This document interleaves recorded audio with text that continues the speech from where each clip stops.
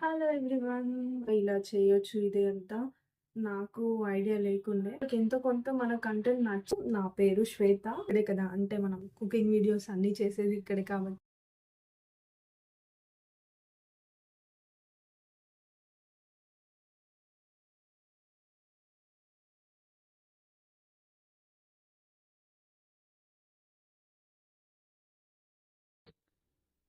Hello everyone.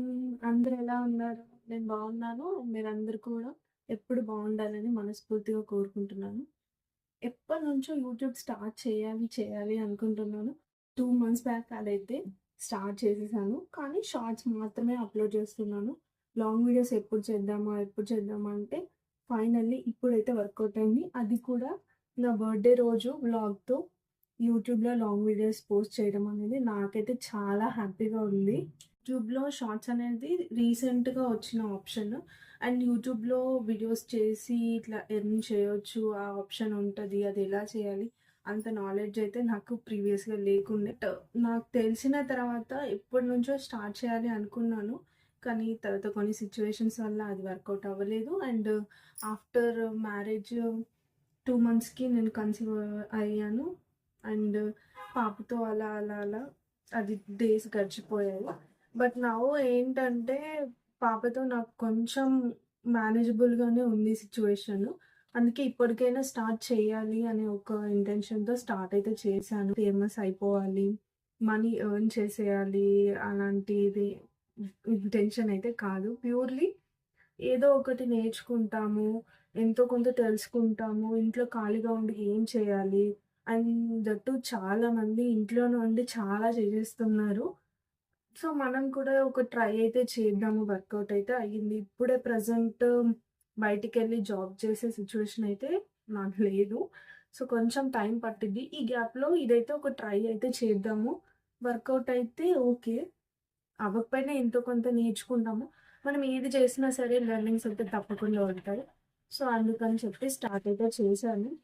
చూడాలి ఇది ఇంకా ఎంతవరకు ముందుకెళ్తుంది అనేసి. చాలామంది యూట్యూబ్‌లో 1,000 సబ్స్క్రైబర్స్ అయ్యారని, 100,000 సబ్స్క్రైబర్స్ అయ్యారని సెలబ్రేషన్ చేసుకుంటుంటే, అమ్మో! దీనికి కూడా సెలబ్రేట్ చేసుకుంటుంటారేంది అనేసి అనుకునేదాన్ని.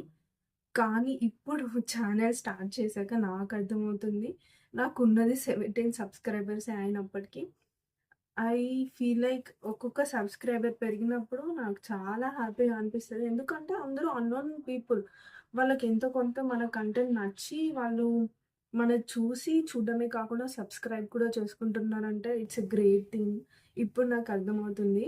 అందుకే అంటారు ఏదైనా సరే చూసే వాళ్ళకి కాదు చేసే వాళ్ళకి మాత్రమే తెలుస్తుంది అనేసి. ఏదైనా మనం చేసినప్పుడే మనకు క్లారిటీ అనేది క్లియర్‌గా తెలుస్తుంది. ఇంతకీ నా పేరు చెప్పడం మర్చిపోయాను. నా పేరు శ్వేత. మా హస్బెండ్ మధుకర్. అండ్ నాకొక క్యూట్ డాటర్. తన పేరు భవిజ్ఞ. ఇప్పటికైతే ఇదే నా కుట్టి ఫ్యామిలీ. ఇంకా ఫ్యూచర్‌లో ఎక్స్‌టెండ్ అవ్వచ్చు. ఈ బ్యాక్‌గ్రౌండ్ అలా ఉంది అని అనుకోకండి. నేను ఎక్కువగా ఉండేది ఇక్కడే కదా! అంటే మనం కుకింగ్ వీడియోస్ అన్నీ చేసేది ఇక్కడే కాబట్టి ఫస్ట్ వీడియోకి ఇదే చూజ్ చేసుకున్నాను. నేనైతే ఛానెల్ గ్రో చేయడానికి నా 100% ఎఫర్ట్స్ అయితే పెడతాను. దానికి లక్ కొంచెం యాడ్ అయ్యి మీ సపోర్ట్ కూడా నాకు దొరికితే ఇంకా అంతే చాలు.